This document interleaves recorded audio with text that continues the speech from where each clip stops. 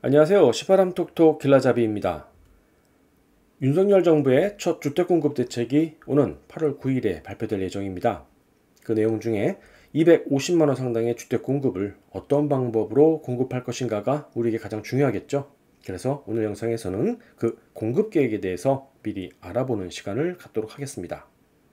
이번 정권의 주택공급 대책의 기본 방향은 이전 문정부의 주택공급 방법과는 차별화를 뒀다는 것에 관심을 가질 수 있는데요. 지난 정부의 문제점이었던 공급이 수요와 맞지 않았다는 점을 지적한 만큼 수요가 많은 수도권 공급에 중점을 두겠다는 것이 이번 공급 대책의 기본이라고 할 수 있습니다. 지난 정부의 주택 공급은 유효화되어 있는 부지를 이용해서 주로 공공주도로 도시 외곽에 신도시를 조성하는 방법을 취해왔죠. 그런데 이번 정부에서는 그동안 정책 기조로 인해서 활발하지 못했던 민간 주도의 주택 공급인 재개발, 재건축, 도시, 역세권, 복합 개발 등을 활용해서 대통령 임기 내에 250만 가구 중 200만 가구를 공급하겠다고 하는 것입니다. 말이 200만 가구지 과연 어떤 방법으로 그것을 다 채울까 싶어서 한번 확인해 보니까 이렇습니다. 재건축 재개발을 통해서 47만 호를 공급하고 도심 역세권 복합 개발을 통해서 20만 호, 국공유지 및 차량기지 복합개발을 통해서 18만호, 소규모 정비사업 10만호, 그리고 가장 많은 부분을 차지한 공공택지를 이용한 게 142만호를 통해서 약 200만호를 계획한다고 합니다. 그런데 이렇게 많은 200만 가구를 민간 주도로 추진하려고 한다면 그만큼 민간의 사업자에게도 무언가 혜택이 있어야 하지 않겠습니까? 그게 바로 재건축 재개발 등의 정비사업과 관련한 규제 완화가 이번 8구 부동산 대책의 핵심이라고 할 수 있을 것입니다. 그 대표적인 규제가 바로 분양가 상한제와 재건축 초과이익 환수제, 재건축 안전진단을 들 수 있는데요. 이런 규제를 완화해 줌으로써 민간의 공급을 유도하겠다는 이야기입니다. 그럼 어느 정도로 그 규제가 완화되는지 한번 살펴보면 이렇습니다. 첫 번째로 확인해 볼 것이 바로 분양가 상한제 완화 방안입니다. 분양가 상한제로 인해 발생되었던 부작용의 가장 대표적인 사례가 바로 둔촌주공 재건축 사업의 표류라고 할 수 있을 것입니다. 지난 정부는 재건축 사업으로 기인된 아파트 가격 상승을 억누르고자 고분양가의 책정을 규제하기 위해서 분양가 상한제라는 것을 통해 제재하다 보니까 재건축의 사업성은 그만큼 떨어지게 되고 조합은 이를 피해보고자 일반 분양을 차일피일 미루던 것이 결국 자금 조달 어려움으로 인해서 공사비를 지급하지 못하게 되고 결국 단군 일의 최대라고 할 수 있는 이 둔촌 사업장이 시공사의 공사 중단과 유치권 행사 이후 사업비 대출을 상환하지 못하고 경매 처분돼서 조합원들의 입주권마저 공중분해될 위기에 현재 처해 있지 않습니까? 그 결과 현금 청산될지도 모른다는 공포에 몇몇 조합원들이 매물을 던지기 시작하는데 얼마 전까지 24억 하던 국민 평형이 이제는 17억 원의 매물로까지 나오게 이르렀습니다. 이렇게 분양가 상한제라는 것은 재건축 사업성에 지대한 영향을 미치기 때문에 이번 정부에서는 분양가 제도 운영 합리화라는 목적으로 재건축 재개발하면 필수적으로 발생되는 비용인 이사비, 영업손실보상비, 명도소송비, 이주비에 대한 금융비용, 그리고 총회 등의 필수 소요경비 등을 비용으로 인정해서 분양가에 포함될 수 있도록 한 것입니다. 이뿐 아니죠. 요즘같이 공사 자재값이 급등하자 시공사가 오히려 재개발, 재건축 공사 수주를 외면하는 현실을 반영해서 레미콘, 철근 등 주요 자재 가격을 현실화될 수 있도록 규칙까지 개정한다고 하니까 한번 기대해 볼 만하지 않을까 싶습니다. 두 번째는 재건축 초기 단계에서 매번 발목을 잡았던 안전진단 배점을 변경하는 것입니다. 이전 정부에서는 2018년도에 주거 환경 부분의 비중을 40%에서 15%로 낮추고 구조 안전성 비중을 20%에서 무려 50%로 높였습니다.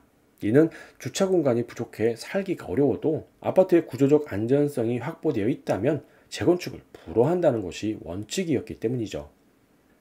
하지만 이번 정부에서는 이전 공약을 참고할 경우 구조 안전성의 비중을 50%에서 30% 하향시키고 주거 환경을 30%로 상향시키는 기준을 제시할 것으로 예상되기 때문에 이렇게 기준을 완화해서 재건축을 통한 민간의 주택 공급을 확대하고자 기대하는 것입니다.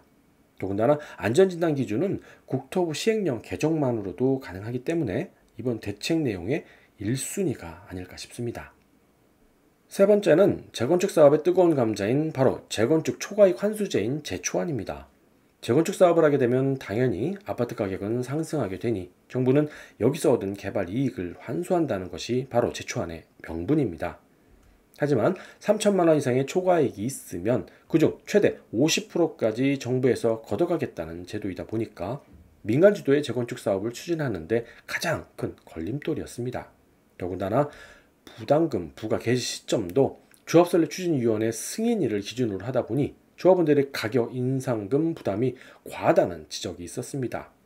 하지만 이번 대책에서는 아마도 개시일을 이전보다 더 미뤄서 조합 설립인가 일로 조정하고 부담금 면제 기준도 현행 조합원 1인당 3천만 원 하던 것을 1억 원으로 수준을 높이는 방안이 검토되고 있습니다. 따라서 이번 규제 완화는 아마도 재건축으로 인한 공급 방법에 확실한 효과가 있을 것으로 보입니다.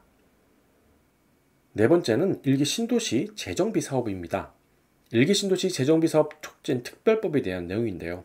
역사권 등의 용도지역 변경을 통해서 용적률을 최대 500%까지 허용해서 공급 물량을 확대하고자 하는 방법으로서 청년 원가주택과 역사권 첫 집을 공급하는 것과 연계될 수 있을 것으로 보입니다.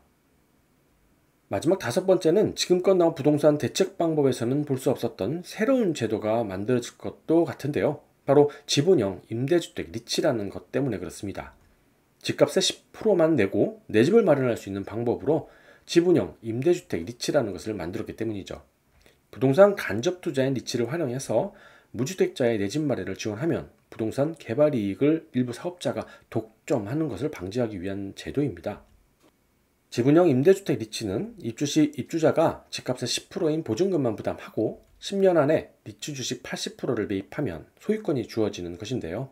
가령 10% 보증금을 내고 임차인으로 거주하면서 월 임대료를 내고 살다가 남는 여윳돈으로 리츠 주식을 추가 매입해서 최대 80%까지 확보될 경우 내 집이 되기 때문에 이전 정부에서 유행했던 벼락거지와 같은 처지는 아마도 사라질 수 있지 않겠나 싶습니다.